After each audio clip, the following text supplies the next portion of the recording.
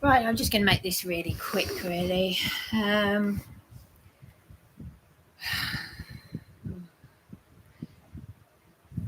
So I'm going to put a description below because, this should get back to the Eastbourne MP. My blood is boiling, and it's not just mine. So the idiots out there on the streets who are saying don't stop the boats, they might as well be, these stupid idiots might as well hold up a banner saying, let's make the UK a third world country. Let's make the UK. Dear God. Okay, so I know Donald Trump is of the satanic bloodlines, and, I've been saying stuff about, I've learned some unpleasant things about Erica Kirk, but my gosh, let's just call a spade a spade. Donald Trump, he might as well have grabbed Keir Starmer and gone,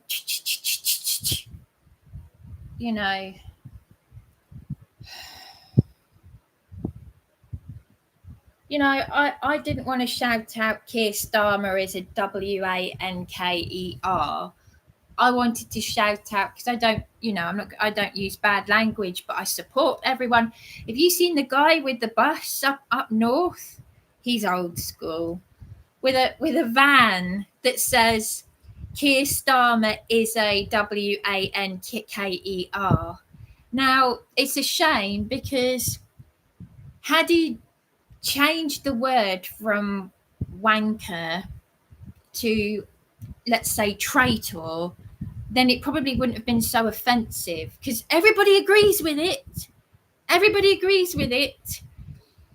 I mean, this guy was even saying that there were some Muslim women who were saying, yeah, he is, So this has got nothing to do with ethnicity, the color of your skin, or where you're from, and that racist word, it.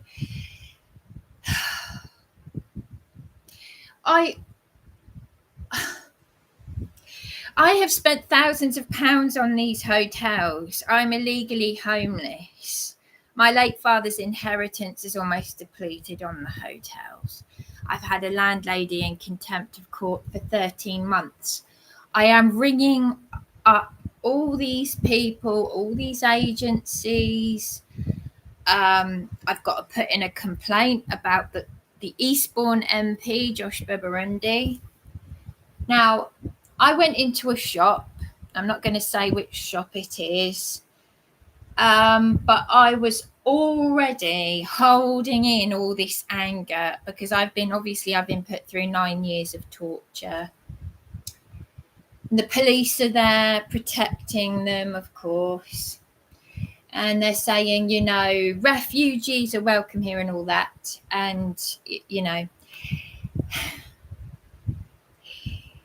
the meantime, we've got people, English indigenous people like me, lying on the streets. The streets are not paved with gold. They're paved with bodies.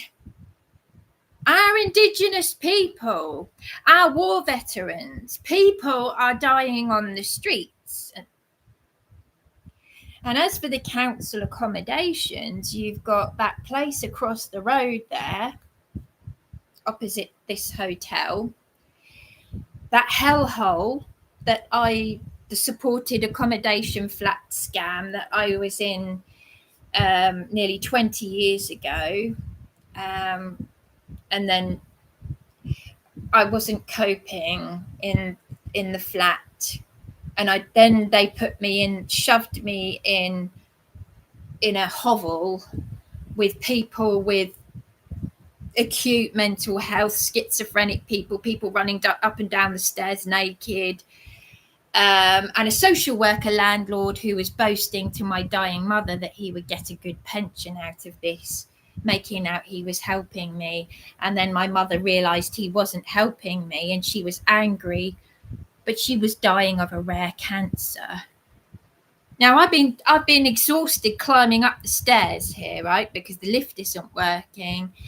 And I didn't even realise till I've got it in writing from Dr. Webborn that I had lost a lot of blood, that I was severely anemic. I thought I was a little bit anemic. No, I am dangerously anemic, and it could be life-threatening.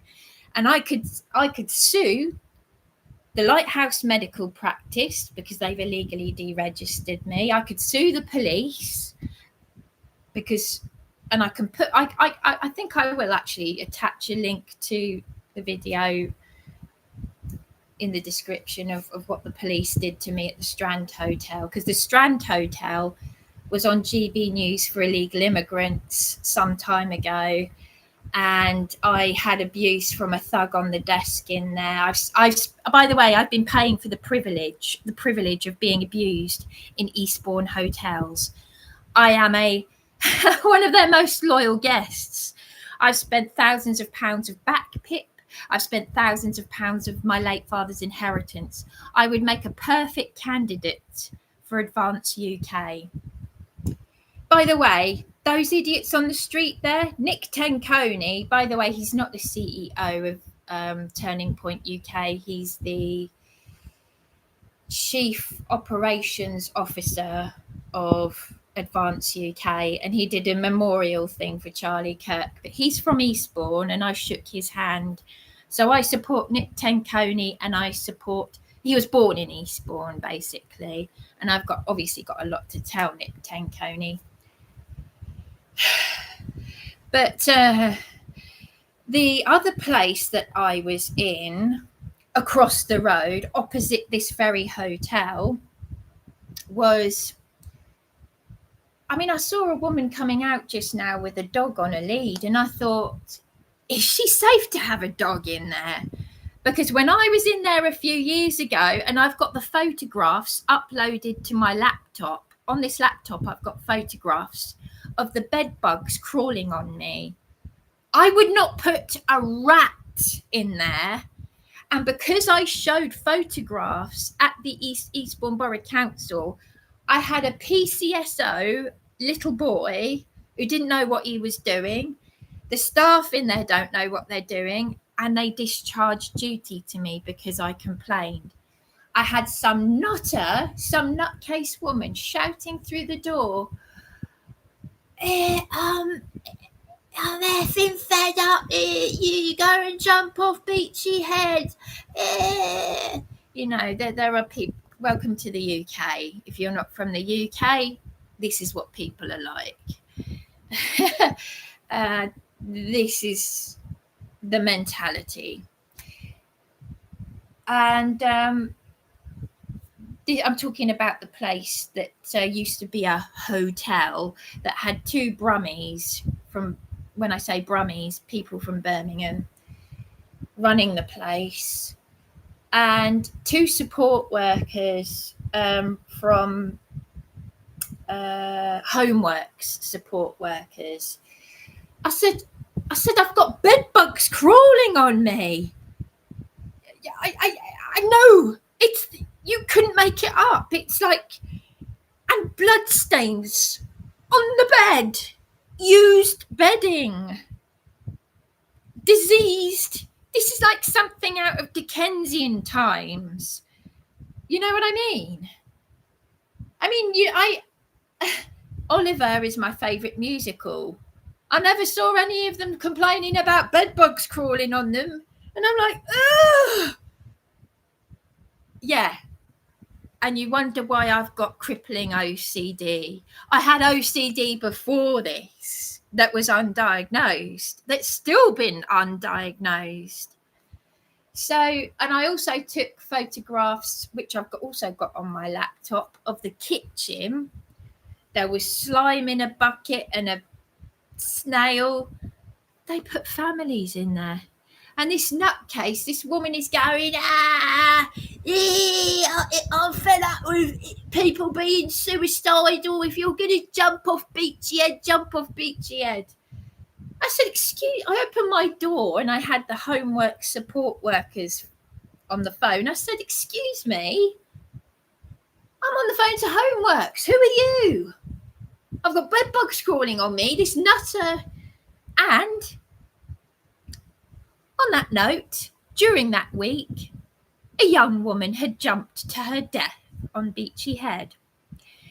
And the food bank advocates who got me on PIP said they were concerned that I might have been that young woman. It wasn't me.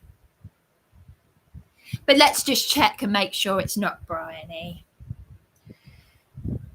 People do not survive what I have survived.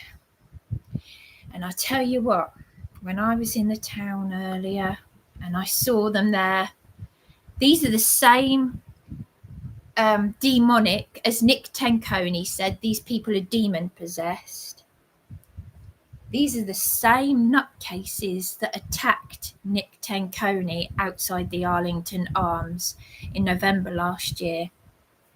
And this was 1 month after I shook his hand at the London Freedom Rally. I want to meet Nick Tenconi. I want to tell him what I've been going through in this town, how I've been tortured. How many people can say they've had bed bugs crawling on them and criminals attacking them and being threatened, and a landlady who should be in prison, and in the meantime the police are coming after you for your freedom of speech over false allegations over a civil matter because you refuse to call your sister a man? Yeah, they're the ones. These are the domestic terrorists that Nick Tenconi is talking about. And I'll tell you what, I was in a shop. I'm not going to say which shop it was. It was just before closing time, 6 o'clock, and they're walking past. But because they got the police with them, I'm not safe, you see. I've got to look after my health. That's number one.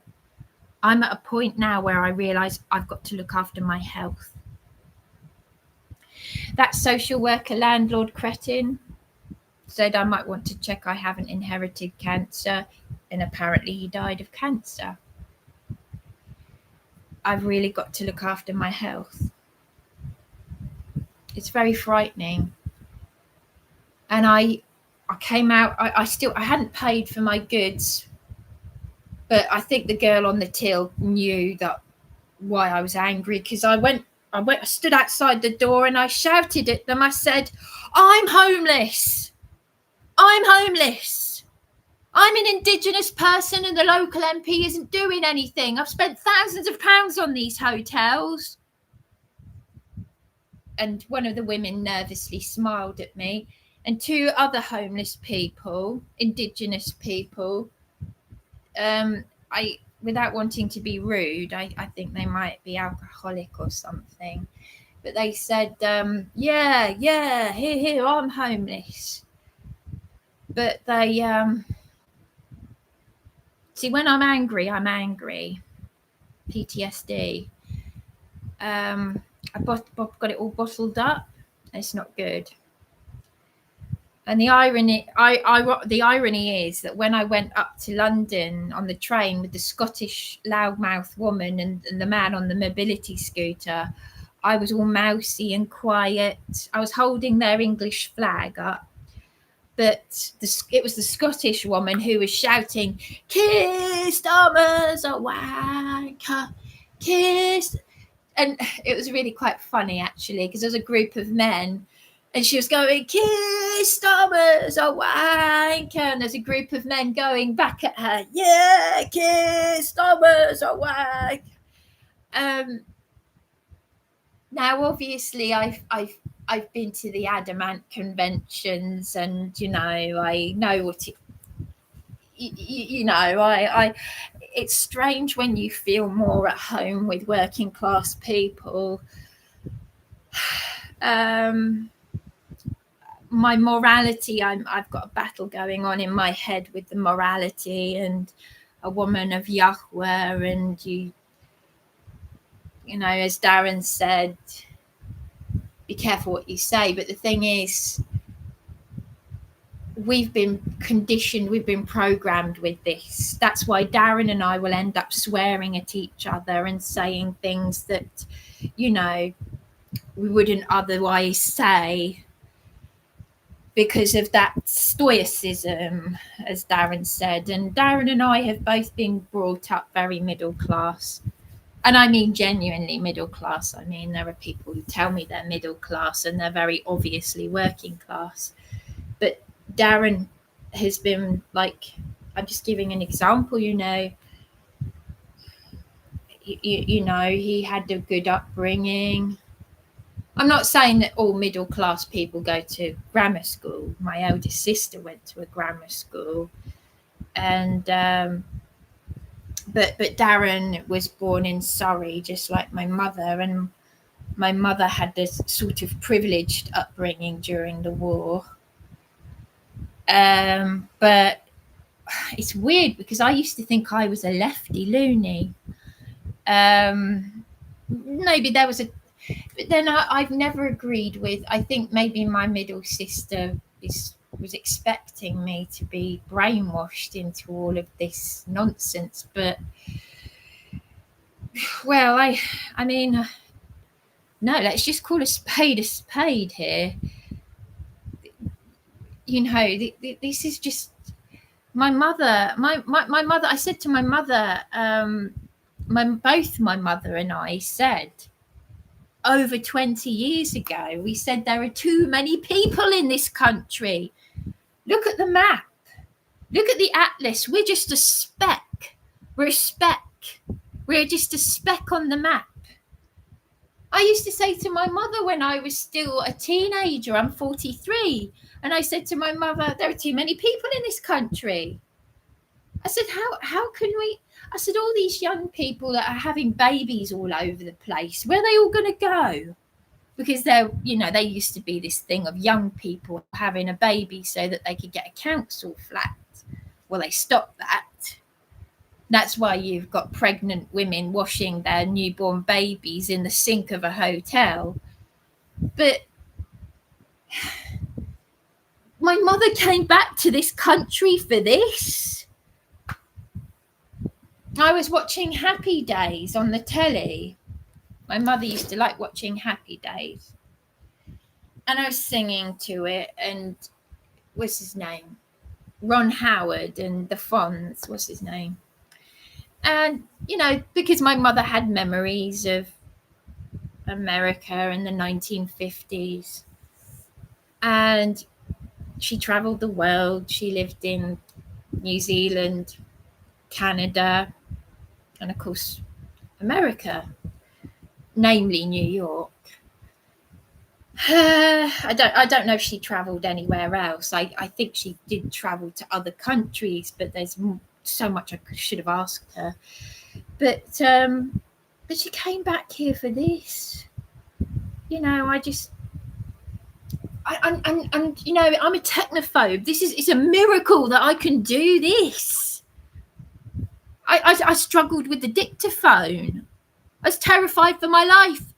And my local MP, Josh Burundi, he said he's a victim of my YouTube channel. Are you having a laugh, Josh?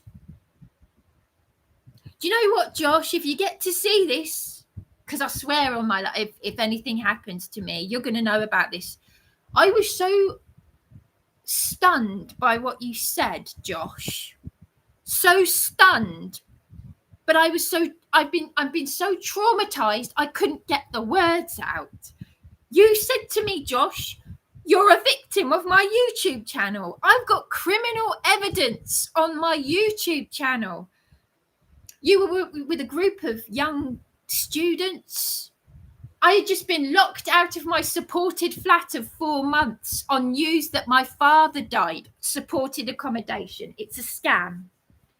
It's all exploitation, and I was human trafficked. Look up the definition of human trafficking.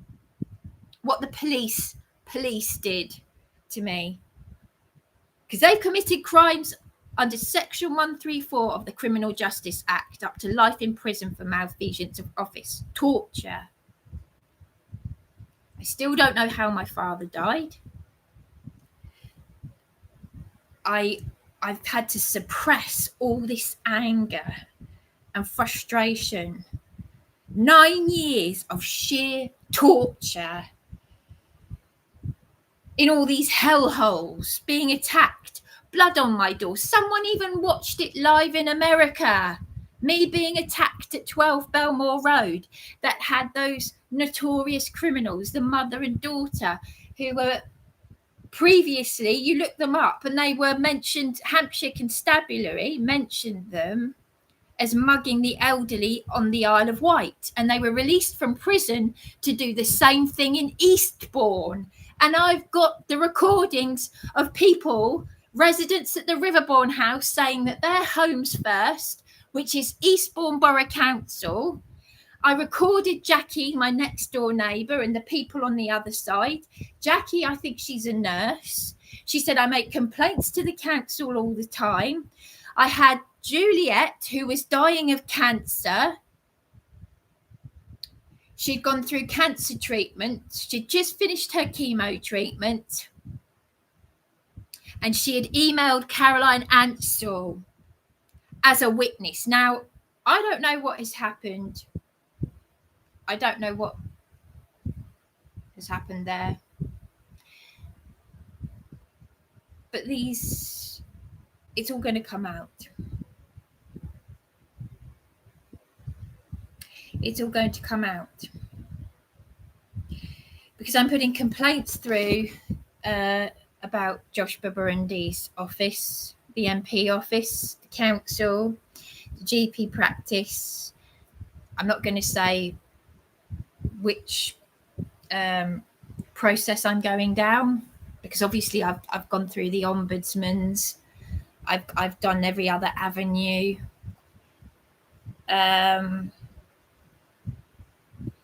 But yes, Josh Burundi said he was a victim of my YouTube channel. And when I said to him, how do you know about my YouTube channel? He just looked at me. I couldn't get the anger out. It's suppressed trauma. So this stoicism that you get with particularly middle-class English people, but it affects working-class people as well. If you're not from the UK, this is the hell. This is the hell we're going through. This is why my mother said to me many years ago, my mother would be 87. She said, people moan, but no one does anything. My mother wasn't like that. She was unusual. Maybe she had also taken a little bit of New York back with her as a teenager in the 1950s when rock and roll came out. You know, she was living in New York, which is, you know, a no bullshit place. You know, New York has always had that mentality. And of course, Mum's Italian-American friend who married into the mafia, she didn't take any nonsense and she sleeps with a gun beside her bed. My mother was old school and she shouted in church against the appraisal of my headmaster. And on the quiet, people said, you know, people used to come up to me as a child and say, your mother should get a medal for what she did. Oh, yeah, they criticised her to her face. I witnessed my mother being criticised. Obviously, I wanted the ground to swallow me up when she did what she did, but I was still proud of her. And now I'm finding out what it's like for myself. But I know that when I go into the next world, after this life, my mother said she'd be waiting for me.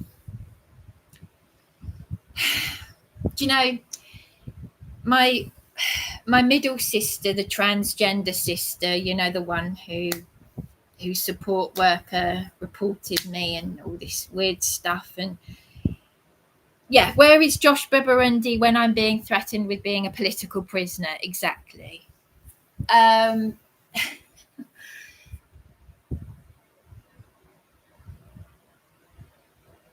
Yeah, I'm almost speechless. I forgot what I was going to say now. Yeah, my middle sister, my transgender sister, she got Uri Geller's phone number. No, she gave Uri Geller her phone number. She joined, I don't know, she went online somewhere. We went to see Uri Geller about over 20 years ago, when he was at the Congress Theatre back in the early noughties.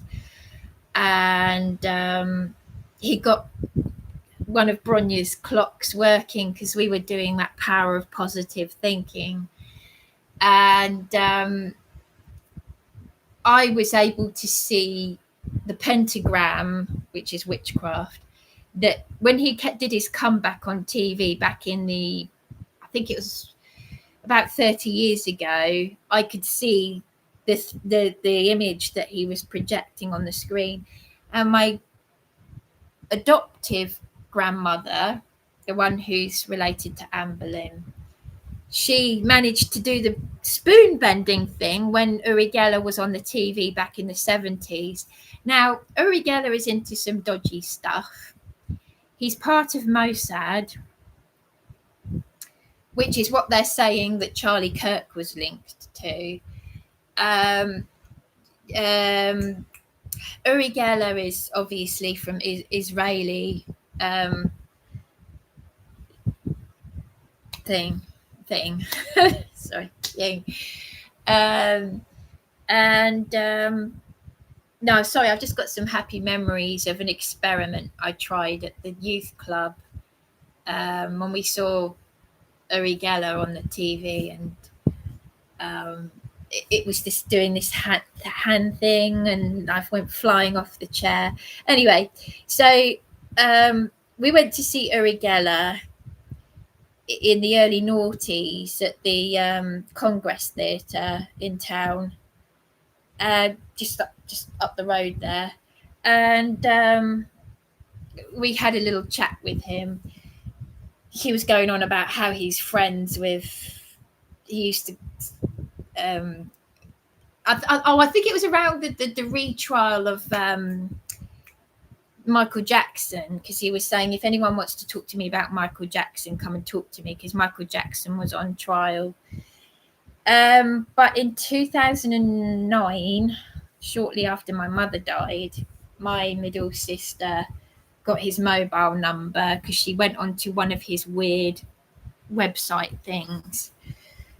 Now, the thing is, I've since learned some dark things about Uri Geller, because he's on the satanic Rains list, RAINES, Rains list, which is related to satanic ritual stuff, the disappearing of people, and a Lord Mountbatten or someone is on that list. I don't know. There's a list of people. But anyway, before I knew all that stuff, the day that my mother died, my middle sister, my transgender sister, she said she spoke to Uri Geller, and Uri Geller said, "Pass me over to your mother." This is at the old hospice, the old St. Wilfrid's Hospice, which has since been knocked down, and it's around the corner from where Darren lives, but it's since been knocked down. And it was awful because my sister said, "You're too late, my mother's died." And he said, "These are the signs you will get." Signs. Birds flying around the room and flashing lights. And it's strange because it's only in the recent years that I've seen, in of all places, the psychiatric hellhole. Saw a lovely little sparrow flew around the room, and it was this awful idiot that had assaulted me, this juvenile delinquent patient, and a member of staff were trying to get the bird out, and I'd had a lot of flashing lights, and it was a couple of nights ago I saw flashing lights in a house, And the thing is, obviously, since my great awakening, since I've been with Darren, since I've given my life totally to the straight and narrow path, you know, and not to veer off into the straight and narrow path. Straight is the gate, narrow is the way, you know, and Yeshua is the only way. So these signs that you're getting are from other worlds. Anyway, what is the point of my tangent, you ask? No point. Just thought I'd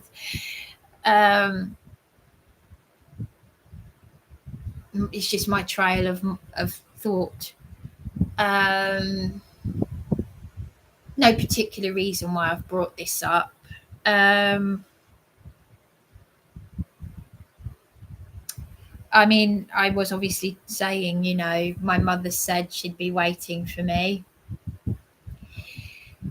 It's just my way of wrapping up this conversation, this thing. Really, is just to say that, you know, I've done the best I can, and I look forward to going on to the other side. In the meantime, I'm here for a reason, and that's it basically. It takes guts to jump off Beachy Head. As Adamant said, and Marco Peroni, his co you know, guitarist, said, you know, Marco said in the interview when Adamant wrote to me about his Channel 4 documentary from 2003. Marco says, you know, oh, it's a strange thing to say, you know, and you know, why would you want to kill yourself? You know, that's the coward's way out and that sort of thing. And Adam said, no, actually, it takes a lot of guts. It does, though.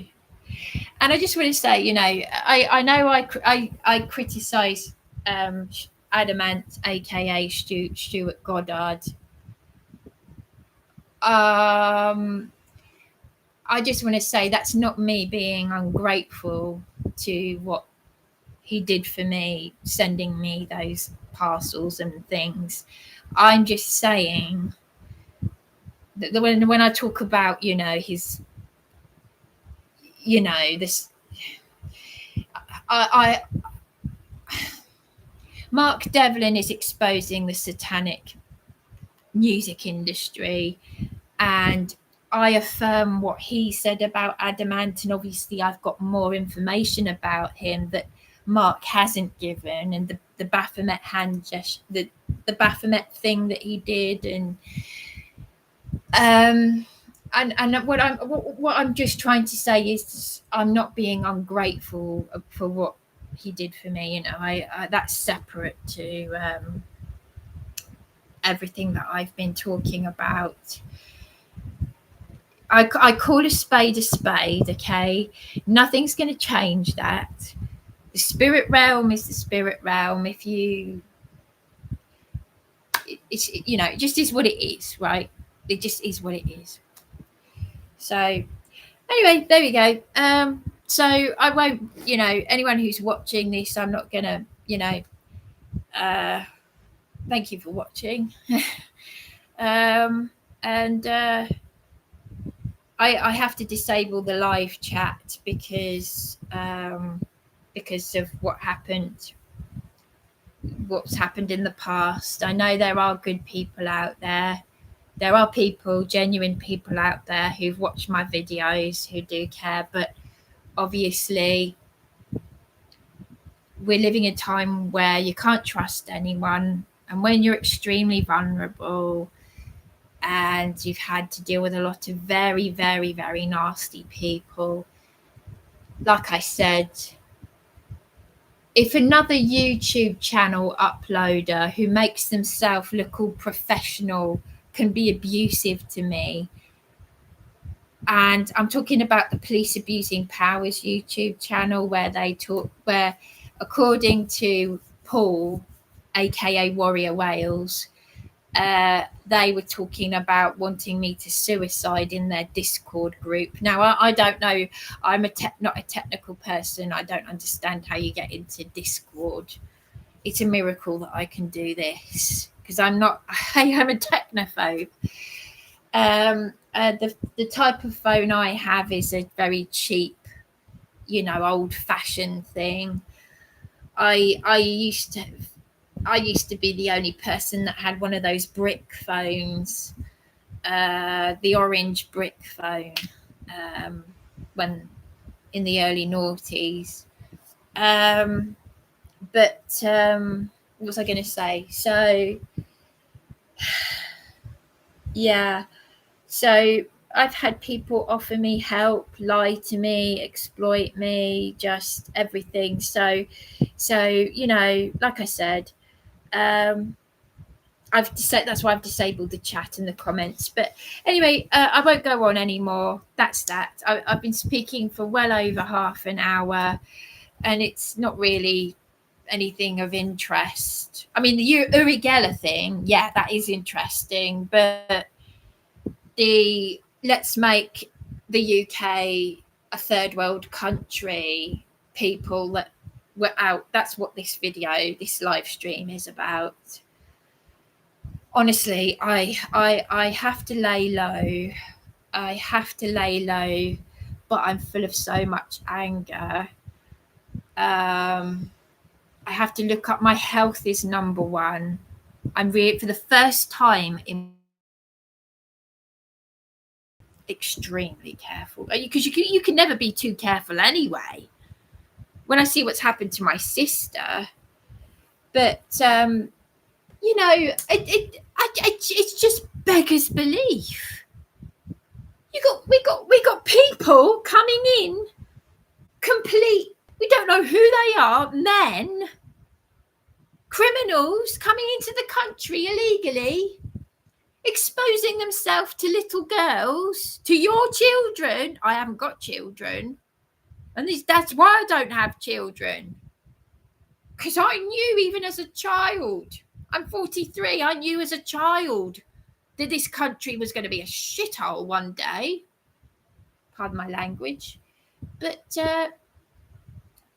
paedophiles, perverts, stabbing your children to death, and they're coming in boatloads. And you've got these 12-year-olds dressed as police officers, arresting the indigenous people for having an opinion, for refusing to call my sister a man. Yes. So thank you to my American viewers. I hope this somehow gets back to Anne in New York. Because the irony is that Bronya, my middle sister, has got Anne Higgins' address and phone number. I think I've still got her phone number, but I'm in arrears paying for storage in several places. I'm in an absolute fucking mess. Pardon my language. And if you don't know why I'm in a mess, you need to watch the start of this live stream, because that'll tell you everything that you need to hear. Well, mostly. I'm paying storage for other people's clutter and unsanitary waste. Every time I complain to these demented psychopaths at Eastbourne Borough Council, because let's face it, lunatics are running the asylums in Eastbourne. And these demented people, I've seen the footage of these same people attacking Nick Tenconi. Donald Trump is trying to get through to you people. He's trying to get through to you. He doesn't want to be rude, but Donald Trump is saying if you don't close the borders, all sorts of things will happen. You'll all have all sorts of problems. They could have stopped the boats a long time ago. They don't want to. This is all by design. But what nutcase wants this. What nutcase wants this, eh?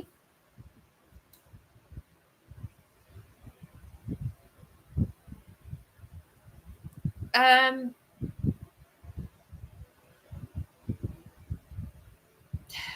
mean, I just, you know, this digital ID thing. I'm a technophobe. I don't understand digital ID. It's a miracle I can do anything technical, anything at a basic level. I could get, you know, there are toddlers, children, small children who could teach me how to do all this because I don't understand it and I don't want to understand it. And you can't discriminate people because they're technophobe. Well, I won't survive then, will I? But apparently there's the black belt barrister has said that technically speaking, if Keir Starmer does bring out this digital ID, they could be breaking laws anyway. I mean, and it's just absolutely, they've already got my details. The police know where I am without having to tell them. And you have to, in the UK, you have all these things in place anyway that show that you have to have a right to work. It's already been set up. They're just banking on you being thick and stupid and not questioning anything. The illegal immigrants are getting jobs illegally anyway. It's not going to change anything. This is about fear and control.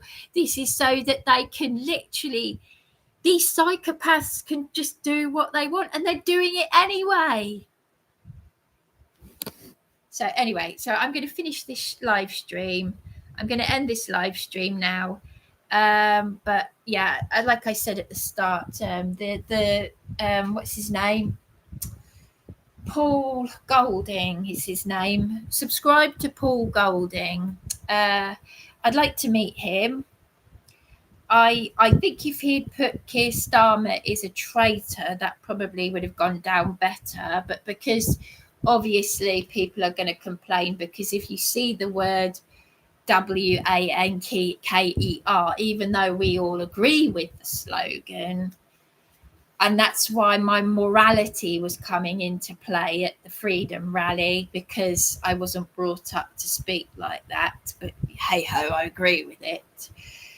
And it's sort of the stoicism and being a woman of Yahweh and all of that. It's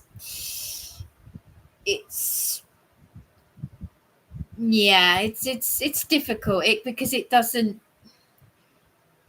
you know, this is where you think, oh, is the Bible used to control us, you know, kind of thing. Because I've got all this anger and it's not healthy to keep that anger inside. You got to get these cancers out. I mean, my blood was boiling, seeing them they're walking past in the town. Let them in, they're saying. Let these illegal criminals, rapists, murderers, let them come in. Open the borders, just let anyone in. And you've got people. Have you been outside the co-op? They're sleeping in doorways. This is the UK. Have you seen the streets of London? They're not paved with gold. They are paved with mattresses, with your indigenous people, your children, your grandchildren. You're evil. You're evil because if you are having babies and grandchildren and you are okay with this, shame on you. Shame on you. And as Nick Tenconi said, deport that liaison police officer who's a traitor to our country for snatching the Union Jack out of the hands of a 16-year-old girl. That girl, that 16-year-old girl who's got way more maturity and way more balls than any of you so-called men out there. You are traitors. Anyone who joins the UK police now, you are a traitor. You are a traitor to us. My mother lived through My mother lived through the Second World War. My grandmother lived through the First and the Second World War. And my mother always told me the importance of how people died for our freedoms. She taught me that as a child. You all need to grow a pair and grow up. Can't believe it. As it is, I've got an 85-year-old woman who's in contempt of court, who should be in prison. And the police, a PC Wenham apologising to me in a text message. I'm so sorry what we did to you because you refused to call your sister a man. What do you think my mother and grandmother would say? You're carrying so much narcissistic shame. You all have to project. And that's why everyone wants to leave this country, because of the toxicity. Sort it out. Grow up and grow a pair. Take responsibility for yourselves. I've had so much evil done to me by people who call themselves Christians. And you're watching me, Gurmit. No, are you recording me? You are a liar. That lady, Juliet Rawson, has apparently died of cancer. She went to Eastbourne. Eastbourne had my things. Juliet emailed Caroline Ansell. And I've got, anyway, I need to save my energy now. So thank you for watching. And I'm going to end the stream now. I've got to save my energy. I might go for a little walk, get some fresh air, even though it's dark now. But I've been on the phone to... I'm just absolutely shattered. I barely see daylight. I've got a couple of viewings tomorrow, but that doesn't guarantee me anything because the renters bill, the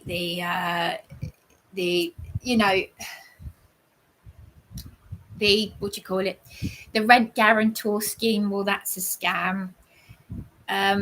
It's supposed to be for people who don't have a homeowner guarantor, pardon me, but it doesn't work. It's not fit for purpose. Oh, our letting agent needs to have a homeowner guarantor. And I said, but then what's the point of the rent guarantor scheme? Because it's for people who don't have a homeowner guarantor. Oh, I'm sorry, that's just the way our letting agent, that's the way the rules are. Oh, if it's because of insurance or the landlords, the renters bill is to make things, it's supposed to help renters, but of course it's all to make things even more difficult than they already are. Everything in this country is being made impossible. I had a homework support worker say to me in the psychiatric unit about 6 years ago, she said, it's crazy. They want you to have this, they want you to have that. She said, and now we're being trained to do less for people and we call it self-empowerment. I said that to an elderly, an older paramedic who was in his 60s, and he said to me, that sounds like the kind of bullshit they'd come out with. I mean, Darren and I 9 years ago, Darren and I complained about homeworks. They, on their leaflet, it said they do advocacy. We said, can we have an advocacy service to help me? This was 9 years ago. They said, we don't do advocacy. Why is it on your leaflet? So they took it off the leaflet because of us. These support services. And then you got people at St Mary's House chewing on a pen. This grown man who's so busy chewing on a pen that the cartridge falls out on the carpet. So then he picks up the cartridge and he's chewing on the pen. Honestly, but that's nothing compared to everything else that I've seen and experienced, of course. But anyway, that's enough of that. That's enough ranting away. So thank you for listening, and Shalom Yahweh.